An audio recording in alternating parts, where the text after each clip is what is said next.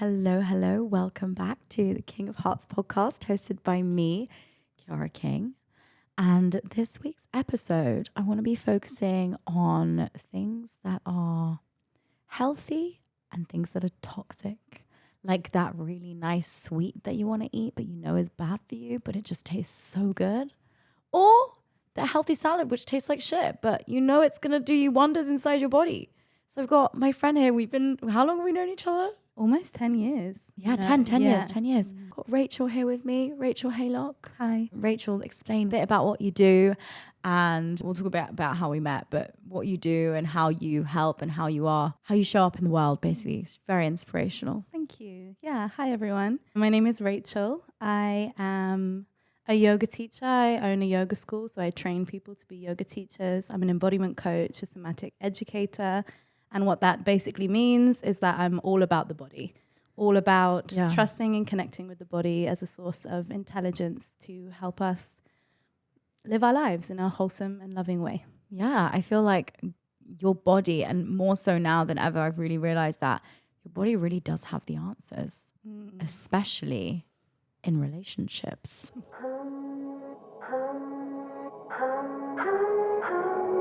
If you love me, let me fly away. Maybe I'll come back to you.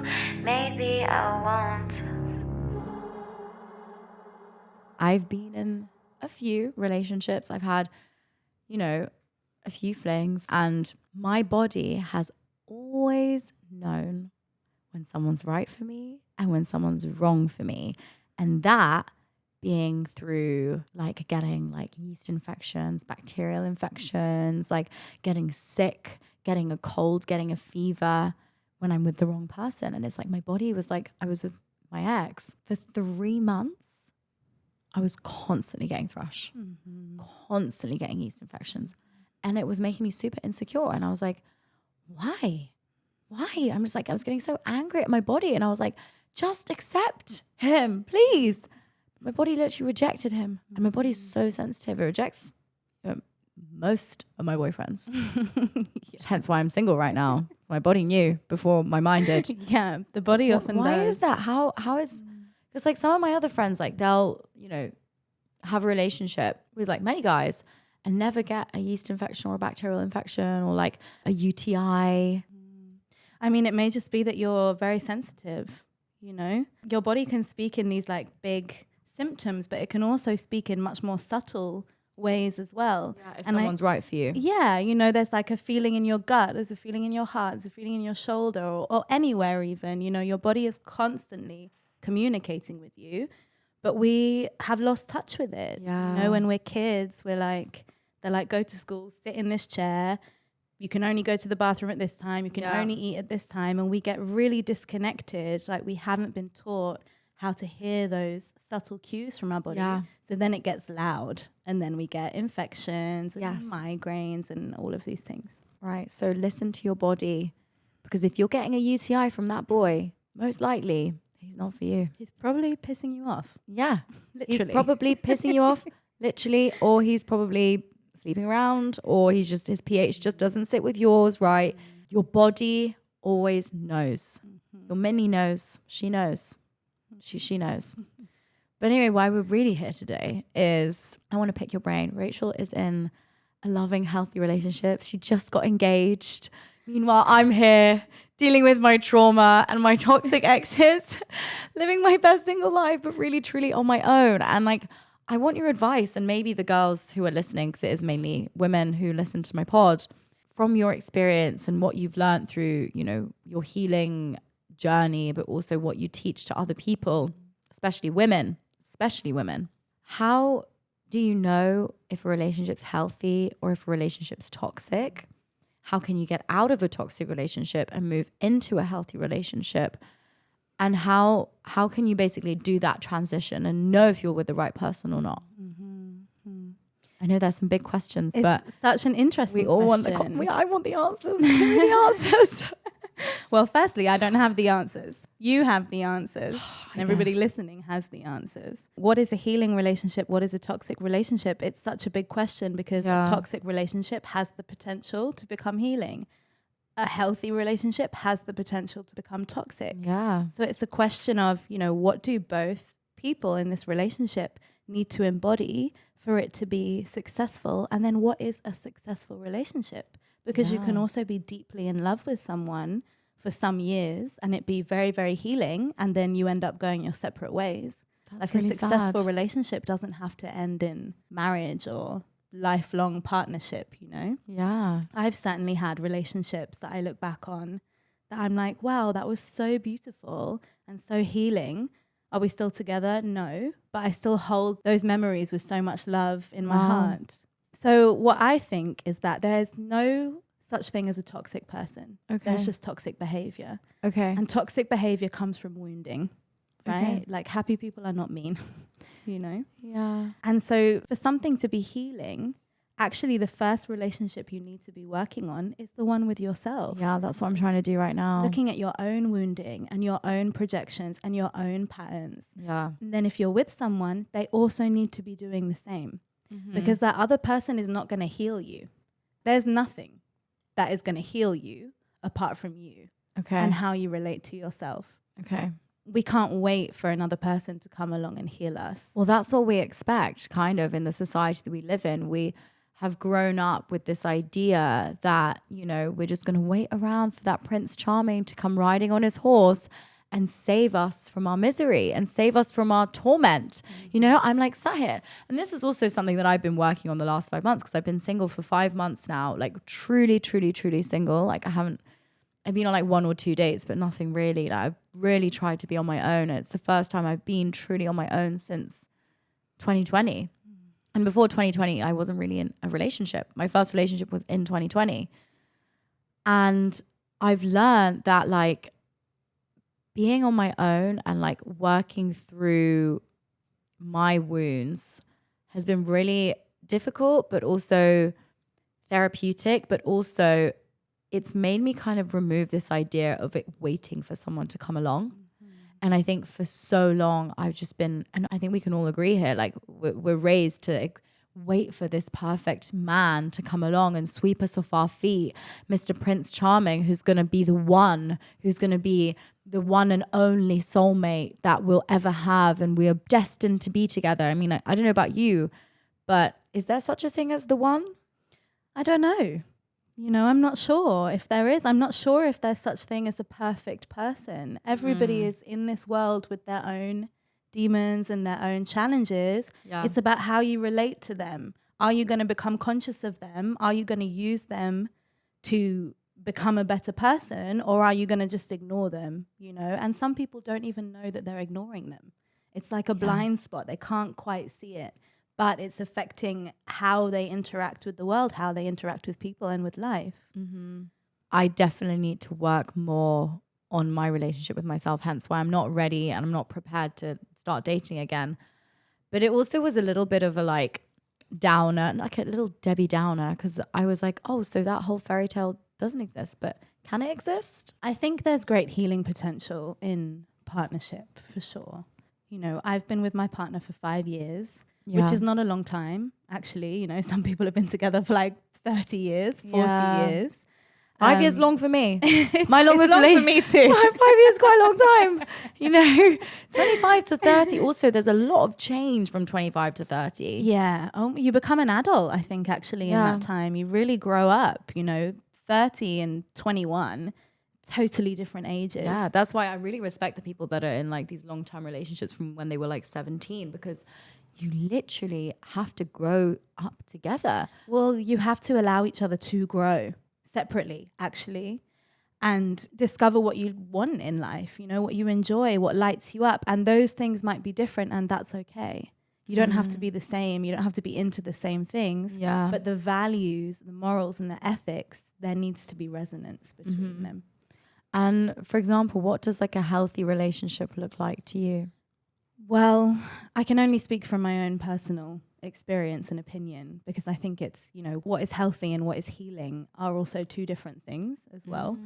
For me, in my relationship, I consider it a healthy relationship. Does that mean that it's without challenge? No. We've had many times where one or both of us has questioned, you know, is this right? Is this something that we want to be in? But staying and choosing to work through those challenges and choosing to say, no, actually, I will work on myself for you and for me, for the benefit of both of us. Yeah. And then building that trust, you know, because my partner has seen me at my lowest of lows and he's still there. Yeah. And then I'm like, oh, you know, now I can trust you, because you can't just trust any old random person. That's the thing. Like, know? I definitely fell in the trap of like getting into relationships way too quickly. And like, I get just so whipped up in it all. But that's the thing. Like, you're not actually, when you're first meeting someone, you're not actually seeing them.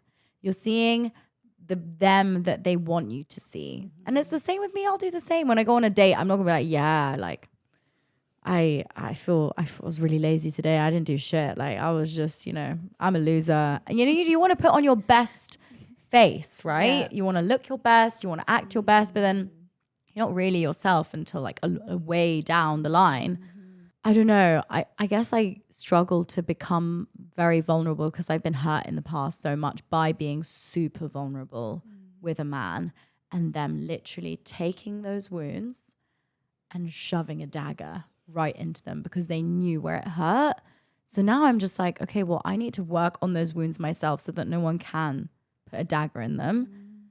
But also, I kind of feel like I'm raising my walls now. I'm worried I'm not going to be able to love the way I loved the first time I ever loved, because it was a lot more like innocent and like there was no boundaries, and it was like the first time of experiencing love. But then I got so hurt from that, and then the relationships after that, which I wasn't really in love with, still really hurt me. And now I'm like, oh, I'm scared. Yeah, I think it's totally normal to be scared. It's so normal to be afraid of being vulnerable. And your future partner, whoever that lucky person may be, he is very lucky. You'll communicate that with him, with them, and they'll understand it, and they'll communicate their wounds with you. Because I think it's unrealistic to expect that we're never going to get hurt again, because the other person might not even realize. They might not be doing something with malintent, but it's going to hurt, you know? And so then it's up to us. Like, can I stay with myself and communicate why this has hurt me? Are they going to receive it? Can they communicate their own needs? And can we meet in the middle? So it's like, you think it's a really big part of it is communication. Oh, yeah, 100%. Like, for example, say you have an evening planned with your partner, and then your partner says that they have to work late or something. You could be like, why are you always prioritizing work over me? Why don't you love me? You know, that's such a past version of myself that has been there. I'm the same. Or, you know, you could be like, hang on a sec, this has upset me. What is it that has upset me? Oh, I have a need to spend quality time with this person because I love them and care about them. Yeah. And then the conversation is like, hey, I'm really upset right now. I was really looking forward to seeing you. Can we make sure that we spend time together the day after? And that's such a different way of approaching the situation. Like, why do you want to hang out with me? Yeah, because then the other person's going to get defensive as well. Yeah. And be like, what do you mean? You're crazy. Oh, yeah. Oh, God, not the crazy. God, not the crazy. Not the crazy. Never talk. Call a woman crazy. Never call a, especially when she's on her period. Oh. And never use the periods as an excuse to call someone crazy. Yeah, 100%. Never. I mean, I do feel a little bit crazy in my period. I can't lie, especially before my period. Very sensitive. Oh, but I kind of secretly love it. Same. I kind of embody this. I'm like, yeah, I'm allowed to be angry. Yeah, I'm just like, let me rage. Yeah, absolutely. And then it gets to the 2 weeks after the period, and you're like really horny, and you're just like, why do I just want to jump on everything? And that's the annoying part of being single. The annoying part of being single is you can't just jump on anyone. I mean, you can. Oh, I think I'd quite like it. You could like make eyes at people in the tube. Like, hello. I mean, I just came back from Tomorrowland and I was eyeing many, many men. All the DJs. I was eyeing all the DJs. I was like, hello. Fluttering the eyelashes. Like, yes. Do you like my outfit? We're just going to take a pause there and we'll be back after this break. A bit of a conversation topic shift, but you are reading Aatar, right? I am obsessed. I want Rysand. If you're reading Aatar right now, don't give spoilers. Okay, I'm not going to give any spoilers. I've only just got through the first book. Okay. But Rysand, Shit. I want know. him. I know. I want him But that so book bad. made me quite horny too. Oh, that book. How do you think I'm feeling? I'm single reading Aatar. I'm at home and I'm literally like, I am dying. They're having like rampant fairy sex and I'm just in my bed suffering here on my own single. I haven't been on a date in a few weeks. I've not been near a man. What am I going to do? Read the next one. And just suffer continue. and Just continue. Yeah. I'm just going to have to help myself. No one does it better than me.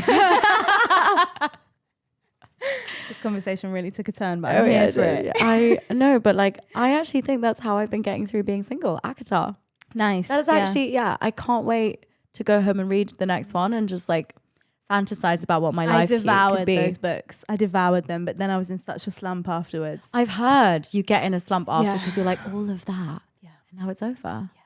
But apparently she's writing another 2 books. I am reading the next one, another one, the first one in her other series, which is also very good. Anyway, if you haven't read Aatar, Read it. it's all over TikTok. If you haven't heard about it, I don't even have TikTok, and I'm in. it's quite amazing. And actually, Tomorrowland was very much like a fairyland. Oh wow! Everyone was in fairy outfits, and like all the pyrotechnics, all the like displays was all like nature. The theme was nature. The theme was life, actually. Oh, beautiful! I love Like that. Plants, flowers, and just like loads of very good-looking men Oh, love that. and women. People. Just humans, and everyone was Gorgeous having a great people. time. I was like, "Are we in Aatar right now? Are we? Where's my ricin? It's all perception, right? It's all Where is perspective. Tamlin? Literally." Back to healthy and toxic relationships, because I'm sure Aatar has a slight toxicity. Oh, wait. There's a lot of Wait till dominance. the second book. Oh, yeah. Yeah, that's actually a perfect read if you're interested in what a toxic relationship might look like. Because like I was reading it and I was like, not sure if I like a man pinning my hands up to a wall and licking my face without my consent. Mm-hmm. Yeah. Suspicious. Yeah. It's suspicious. You know, and I thought I liked that. And then I had that and I was like, actually, I don't like it. I don't like the aggressiveness of sex and I don't know, a lot of girls like it, but I think a lot of girls are also lying that they like it. I'm like soft life. I love the soft life. Yeah. Soft life, soft sex life. Exactly. I'm like, just caress me and cuddle me and kiss Just love me. Yeah. Just love Tell me. me everything's gonna be Don't okay. hit me. No, absolutely. That is a big red flag. But yeah, so now I'm just like focusing on me, and I really want to transition to a healthy relationship because I don't think I've ever had a really healthy relationship in my life. And I'm trying to work on the wounds, but like I don't want to enter another relationship first if I'm not in love with the person. That's number one. How many times have you been in love? Probably twice, I reckon. So this is the second. This is the second, yeah. Yeah. It doesn't come often. No, and I think love and lust are very different too. That's the thing. I'm like, part of me feels like actually the first love wasn't love, but I do think it was. I think it was. But then I guess I would never know until I fall in love again. But then every love is different. And also what's important to you in a partnership. Because for me, it's really knowing that this person has my back. You know, at least always in public has my back. And then if I need to be told something in private. Yeah, my partner, he humbles me a lot. But in public, never. You know, he's always going to support me. And moving through the world knowing that there's someone that supports you is such a game changer. Yeah. And like I said before, that has to be earned. You know, you can't just be with someone and be like, oh, well, now I trust you. You have to earn each other's trust. Yeah. You don't just trust randomers. And I don't blindly trust people either. No, and you shouldn't, to be honest. We shouldn't blindly trust people. That person needs to earn your trust. It's a gift to have someone trust you. Yeah. Do you think passion's important in a relationship?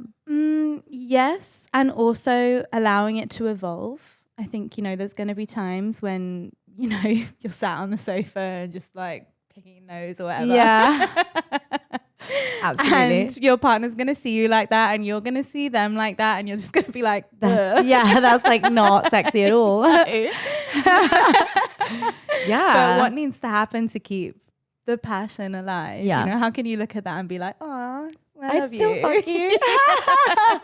I'd still jump in bed with you. Yeah. But do you think also, because I've had this discussion with my friends, Do you think that chemistry, like sexual chemistry, is either there or it's not there?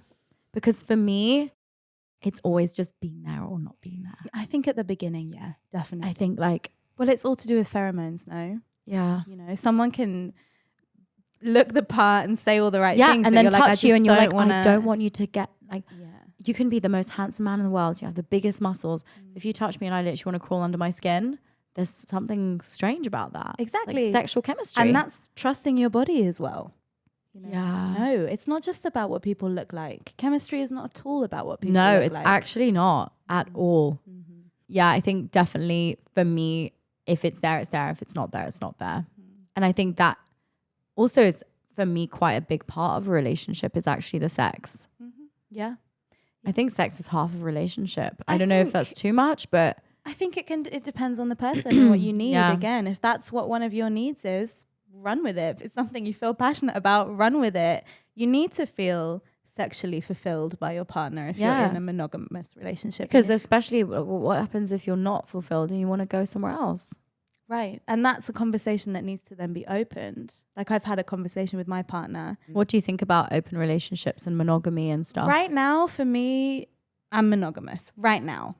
However, at some point in the future, you know, if we've been together like 30, 40 years and he wants to go be with someone else, I would rather he brought it to me. Yeah. We spoke about it and we set up the boundaries where that can happen without betrayal, without shame, without guilt, you know? But it so depends on your attachment style. Like I'm anxious attachment style and I couldn't, if Actually, seeing I other think people, I'd explode. I'm ambi. I'm between anxious and avoidant. I'm both. I can't remember. There is anxious avoidant. Yeah, I'm anxious avoidant. So I'm anxious can be brought out in me. And in my last relationship, I was avoidant. Yeah, I guess it depends on the other person. It does. So interesting. Yeah. I'm not just anxious. I was anxious in my first, when I was really in love. I was super anxious, but he was avoidant. So I want to get to secure. Where It's possible. It's is possible. And possible. different relationships will bring out different aspects in you. massively. Yeah. But that person also has to be on their healing journey because otherwise you're just kind of trying to drag them along. I've had partners like this where I'm like, Where you're healing and they're not doing the healing work. They don't see any need to. And that's really hard because then you just outgrow them. Yeah, basically. you just go on your different path and they just continue on theirs. But yeah, so I hope that in the future I'll be able to enter a secure relationship. I definitely do get anxious sometimes and I don't know, I'm just scared. Yeah, because you're a human. You know, we're not supposed to not get anxious and not get scared. That's how we survive things. Yeah. And we're not supposed to be completely passive when things happen that are activating or triggering. But we need to empower ourselves to be with that fear and to be with that anxiety. Yeah. And, you know, for anyone who's listening who is single at the moment and is maybe going through their own healing journey that's just been through like a rough breakup, what would you recommend that they do to kind of like, because I guess everyone talks about healing so vaguely and like, oh, healing this, healing that, oh, but you need to work on yourself. But like, what does that actually mean, practically speaking? Like, what does that mean? Well, the healing journey is so personal.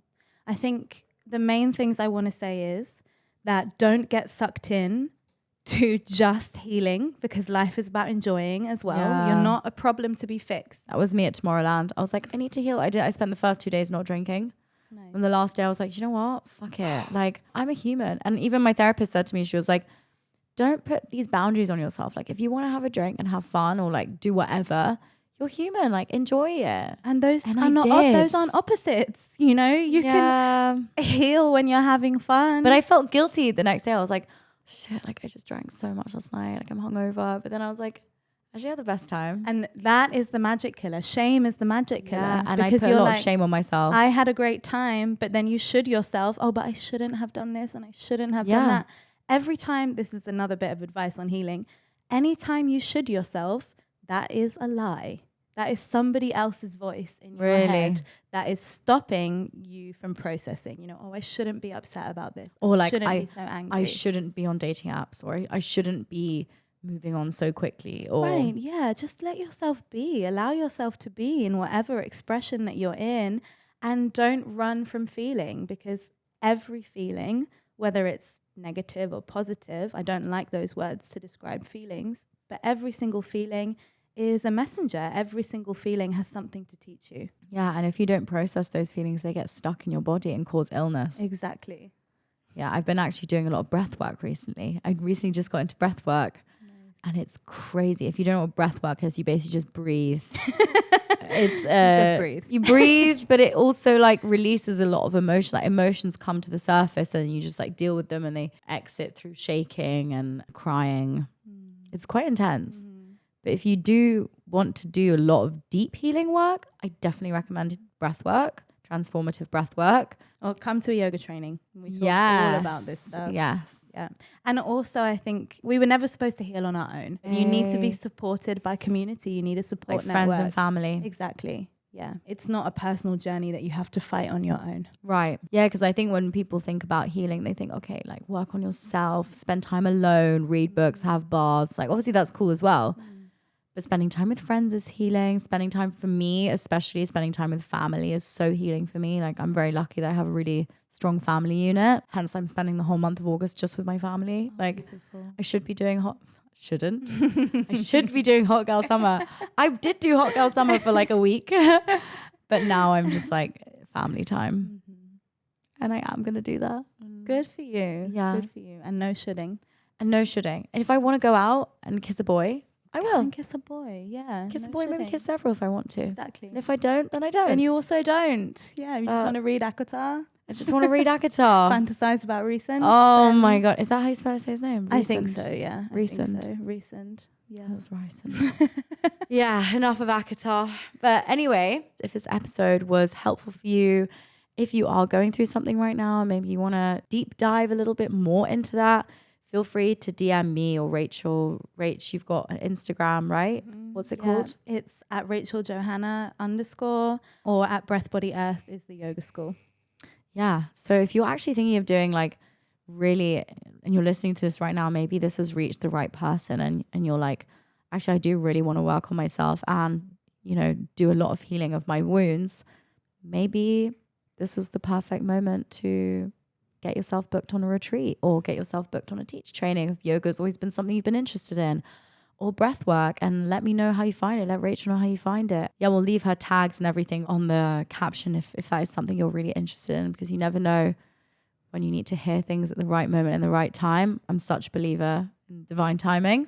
But yeah, if you really like this episode, give it a thumbs up, give it a follow, subscribe to the pod. It really helps. And also please leave a review. I love reading your reviews. Please tell me if you like and what more you want as well, what different episodes you want. But yeah, that's it. Thank you so much. Thank you. For joining. Bye. See you next week. Maybe I won't.